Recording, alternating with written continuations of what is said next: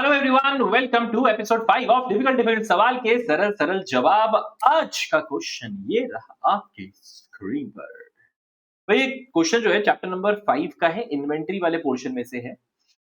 Damaged, obsolete, slow moving, non moving वाले inventory का audit कैसे करेंगे उसके बारे में है। ठीक है, बहुत सारे स्टूडेंट्स जो है वो ये एरिया पढ़ते नहीं है, बिकॉज मॉड्यूल पूरी तरह से उन्होंने चैप्टर नंबर 5 के लिए पढ़ी नहीं है, तो मिस आउट हो जाता है। इसलिए इस पे थोड़ा सा ध्यान देना। क्वेश्चन में लिखा है, during the audit of HST limited, CA Mukund the auditor observed a significant volume of unsold electronic parts as inventory that had remained stagnant for more than 2 years. Physical verification करते समय आपको अगर ध्यान हो तो ऐसे 501 में भी लिखा हुआ है, चैप्टर नंबर 5 में भी इन्वेंटरी में लिखा है कि फिजिकल वेरिफिकेशन करते समय आपको ये ध्यान रखना है कि कौन सी इन्वेंटरी डैमेज्ड है, ऑब्सोलीट है, कोने में पड़ी है, धूल मिट्टी खा रही है, बहुत टाइम से बिकी नहीं है, एटसेट्रा एटसेट्रा, ये सब आपको नोटिस करना है, ऑब्जर्व करना है। तो पहले तो इन्होंने ये कह दिया कि भाई सीए मुकुंद जो है उन्होंने ऑब्जर्व किया कि यार कुछ इलेक्ट्रॉनिक पार्ट्स है 2 साल से ऐसे के ऐसे ही पड़े हैं, तो मतलब नॉन मूविंग आइटम हो गया। he noted that he noted that the company was facing difficulty selling these items due to the changes in the market. ठीक है, now additionally some parts were damaged and others were discontinued models. CM Mukund also ensured that the inventory was accurately valued to ensure proper financial reporting. बोलो भाई, अब इन्होंने क्या बोल दिया कि कुछ पार्ट्स डैमेज भी हो गए थे, कुछ डिसकंटिन्यूड मॉडल मतलब क्या, ऑब्सोलीट हो गए। इसने बोला कि सीए मुकुंद ने देखा कि भी इन्वेंटरी को हमें प्रॉपर्ली वैल्यू करना है ताकि हम फाइनेंशियल स्टेटमेंट में उसको सही वैल्यू पे दिखा सके। अपने को क्या करना है, you required to outline the detailed audit procedure that are generally undertaken when auditing such inventory. मतलब ऐसे damage, obsolete, slow moving, non moving, पहले तो ये पहचानना सीखो। यहाँ पे सबसे पहले इन्होंने नॉन मूविंग इन्वेंटरी की बात करी है। दूसरा इन्होंने बोला भी मार्केट में पुरानी हो चुकी, स्लो मूविंग हो चुकी है। ठीक है, डैमेज्ड इन्वेंटरी बोल दिया, डिसकंटिन्यूड मॉडल मतलब ऑब्सोलीट इन्वेंटरी बोल दिया। तो पहले पहचानो कि ये कौन सी इन्वेंटरी है, फिर उसका डिटेल में ऑडिट प्रोसीजर अपने समझेंगे। तो बोलता है हम क्या ऑडिट प्रोसीजर करेंगे, at the time of observance of physical counting were noted as being damaged और ऑब्सोलीट। बताओ, तो अगर फिजिकल काउंटिंग वक्त, यहाँ पे भी लिखा हुआ है कि फिजिकल काउंटिंग के वक्त डैमेज और ऑब्सोलीट पता चला, तो हम क्या ऑडिट प्रोसीजर करेंगे। देखो ऑडिट प्रोसीजर में हमारा क्या ऑडिट प्रोसीजर हो सकते हैं, समझो ध्यान से। सबसे पहले तो हम फिजिकल वेरिफिकेशन करेंगे, ऑब्वियसली। फिजिकल वेरिफिकेशन में हम आइडेंटिफाई करेंगे कि हमारी कौन सी आइटम्स जो है वो damaged, slow moving, non moving या ऑब्सोलीट हो गई। शॉर्ट में लिख रहा हूं ये, damage, slow moving, non moving या ऑब्सोलीट हो गई। अब ये फिजिकल वेरिफिकेशन करने के टाइम पे आपको अपने जो फिजिकल वेरिफिकेशन वाली शीट्स होती है ना, उसमें मार्क करना है कि ये इन्वेंटरी हमारी या तो डैमेज है या स्लो मूविंग है या नॉन मूविंग है या ऑब्सोलीट हो चुकी है। अब क्या करेंगे, मैनेजमेंट से एक इन्वेंटरी एजिंग का, just a second, inventory ageing का रिपोर्ट मंगवाएंगे। What is an inventory ageing report, याद आ रहा है भाई सबको, जहां पे इन्वेंटरी कितनी पुरानी है वो हम एज वाइज डिवाइड करते हैं।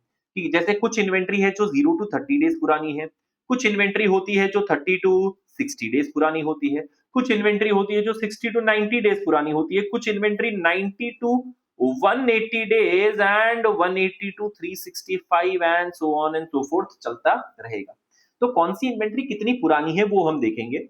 अच्छा, हमारी फिजिकल वेरिफिकेशन शीट के साथ हम इस इन्वेंटरी को वैल्यू करेंगे, मतलब देखेंगे। जैसे फॉर एग्जांपल अगर मेरी फिजिकल इन्वेंटरी शीट के अंदर लिखा हुआ है कि ये जो XYZ यूनिट है ये बहुत नॉन मूविंग है, 2 साल से चली नहीं है, तो 2 साल से चली नहीं है तो ये कौन सी कैटेगरी में आना चाहिए, मोर देन 365 डेज वाली कैटेगरी में आना चाहिए, है कि नहीं। तो मैं मैच करूंगा कि यार मेरे फिजिकल वेरिफिकेशन के हिसाब से मेरे को पता चला कि ये जो इन्वेंटरी है 2 साल से बिकी नहीं है, तो ये इन्वेंटरी एजिंग रिपोर्ट में कहां दिखनी चाहिए, मोर देन 365 डेज वाले कॉलम में दिखनी चाहिए। तब जाके मेरे को यकीन होगा कि ये जो inventory ageing report which is provided by the management है वो सही है। ठीक है, अब बात आती है अपनी वैल्यूएशन की, कि एक बार हमने आइडेंटिफाई कर लिया कि हाँ ये हमारी slow moving, damage, non moving items है, तो वैल्यू कैसे करेंगे। वैल्यू में सबसे पहला, अगर वो रॉ मटेरियल हुआ तो आप देखो कि उसकी बुक वैल्यू क्या है और उसको कंपेयर करो रिप्लेसमेंट कॉस्ट के साथ। नाउ अगर तुम्हें AS2 अच्छे से याद हो तो तुम्हें पता चलेगा रिप्लेसमेंट कॉस्ट क्या होता है। And if the finish goods is valued at NRV, तो हम रॉ मटेरियल को भी बुक वैल्यू या replacement cost which ever is lower पे क्या करेंगे, रिकॉर्ड करेंगे। तो रिप्लेसमेंट कॉस्ट उस रीजन से अपने को चेक करना पड़ेगा। दूसरा हम ये भी देखेंगे कि what is the book value and what is the current market price. Current market price क्या है उस यूनिट का।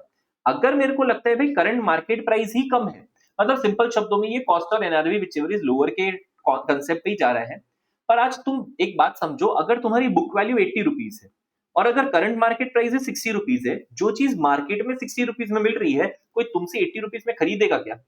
नहीं, राइट? तो तुम्हें इसकी वैल्यू को क्या करना पड़ेगा, कम करना ही पड़ेगा। ठीक है, अपार्ट फ्रॉम दैट आपके पास एक सबसे बड़ा हथियार है एनालिटिकल प्रोसीजर करना, जिसके अंदर आप इन्वेंट्री टर्नओवर रेशियो देख सकते हो, है कि नहीं? याद आ रहा है inventory turnover ratio, cost of goods sold divided by average inventory.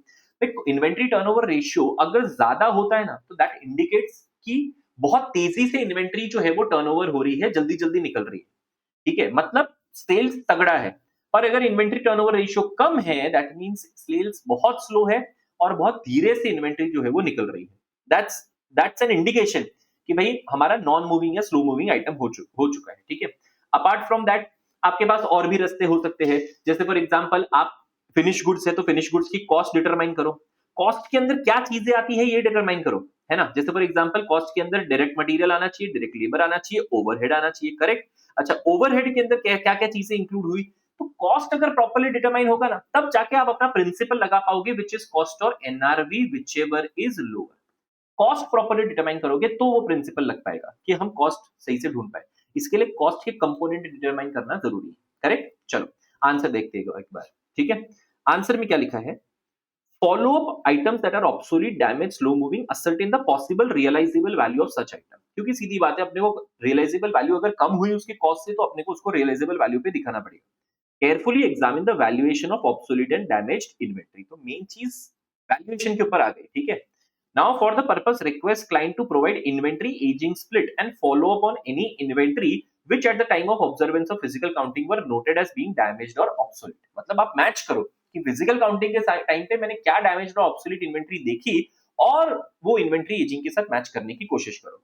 Apart from that valuation में और क्या क्या काम कर सकते हो आप? रिकॉर्डेड कॉस्ट, मतलब जो बुक वैल्यू है उसको रिप्लेसमेंट कॉस्ट के साथ आप कंपेयर कर सकते हो। वेंडर की प्राइस लिस्ट देखो, क्यों? प्राइस लिस्ट अभी जो लेटेस्ट होगी ना, उसमें आपको करंट प्राइस पता चलेगा।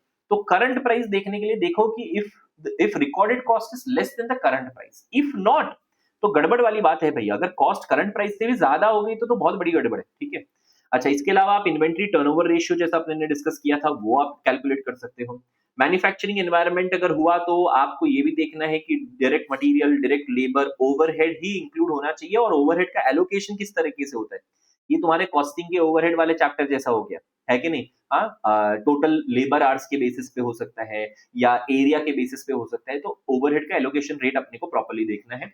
और लास्ट में verify correct application of cost और NRV whichever is lower, AS2 वाला प्रिंसिपल का करेक्ट एप्लीकेशन होना चाहिए। बस ये चीज करके रखिए, बहुत सिंपल सा है। बट यस, बहुत सारे स्टूडेंट्स जो है वो इस तरह के आंसर को इग्नोर कर लेते हैं। प्लीज आप इस तरीके से आंसर नहीं लिख पाओगे अगर आप कुछ भी स्किप करना चाहते हो। इसी तरह के क्वेश्चंस के लिए बने रहिए, follow and subscribe. Thank you.